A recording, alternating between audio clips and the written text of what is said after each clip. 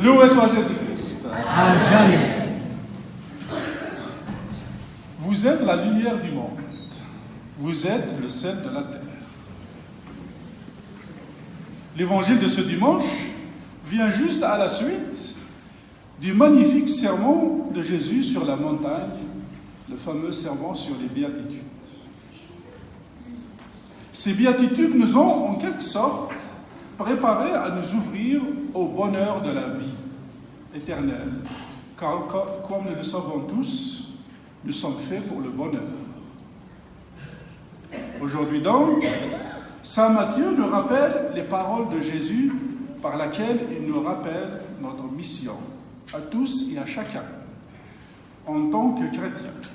Cette mission, c'est d'être le sel et la lumière du monde. Vous êtes le sel de la terre, vous êtes la lumière du monde. Le chrétien doit donner du goût, par sa joie et par son optimisme, certain de se savoir fils de Dieu, que tout dans cette vie est un chemin de sainteté, que les difficultés et les souffrances nous aident à nous purifier, et qu'à la fin, une vie de gloire et une vie éternelle nous attend. Vous êtes le sel de la terre, vous êtes la lumière du monde. Saveur et clarté. Pour des oreilles non chrétiennes, cela pourrait bien sembler d'une arrogance provocatrice, d'une vanité sans nom. Et pourtant, nous pouvons l'affirmer sans crainte, puisque c'est Dieu lui-même qui nous l'a dit par son Fils, Jésus-Christ. Peut-être faut-il s'entendre sur le sens de telles déclarations, sur leur portée profonde et véritable. Quel est ce sel, quelle est cette lumière dont nous brillons et qui nous donne d'éclairer le monde?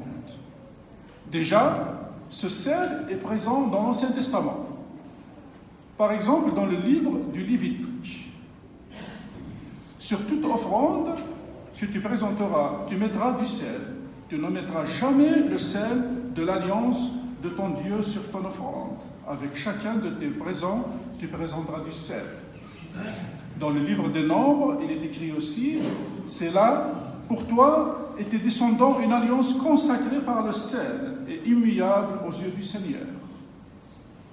Dans le deuxième livre des Rois, le prophète Élisée purifie et assainit une source d'eau avec du sel, en disant « Ainsi parle le Seigneur, j'assainis cette eau, elle n'apportera plus ni mort ni stérilité. » Ainsi, le sel fait signe.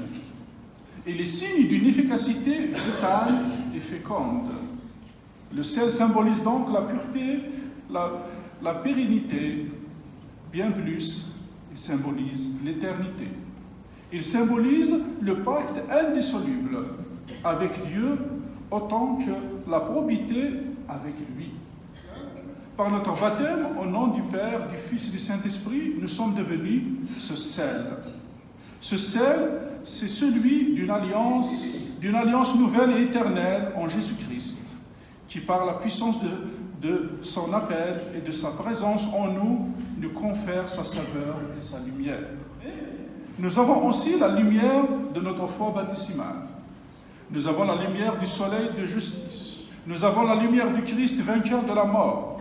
Cette lumière est si puissante, si éclairante, qu'elle enveloppe le mystère de nuit de ce monde, disait Benoît XVI dans une audience générale en décembre 2008.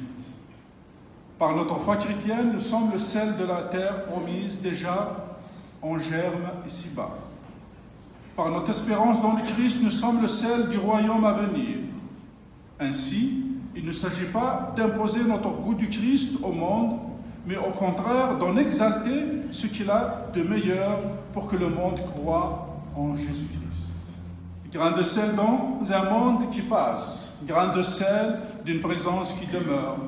Nous sommes des grains de sel, autant dire des grains de folie et de lumière dans un monde affadi de non-sens, de vitesse, de performance, de compétition, dans un monde affadi de suffisance de lui-même, de sagesse mortifère, affadi d'obscurité au point d'exclure tous ceux et toutes celles qui n'entrent pas son jeu morbide.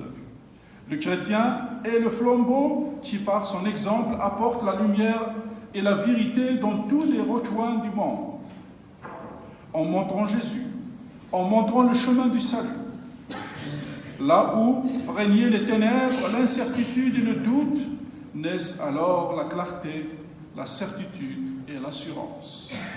Jésus a vaincu la mort, toutes les formes de mort qui prennent des apparences de vie, mais en fait ne sont que des ténèbres et esclavage.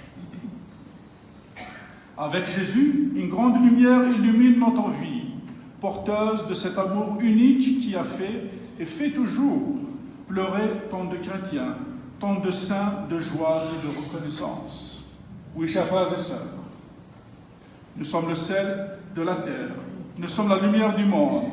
Ce sel et cette lumière que Dieu nous donne d'être au milieu du monde font de notre témoignage autant d'occasions de briller dans les ténèbres. Debout, frères et sœurs en Christ, et brûlons du sel et du feu du Seigneur, illuminés de son éclat divin, habités de sa présence, allons aujourd'hui à la rencontre du monde et de ses périphéries les plus marginales. Allons aujourd'hui lui offrir de la lumière, lui offrir de la saveur. Allons aujourd'hui lui clamer à ce monde que Dieu l'aime tellement qu'il a donné ce qu'il a de plus cher, son Fils et son Esprit Saint pour le sauver. Amen. Amen.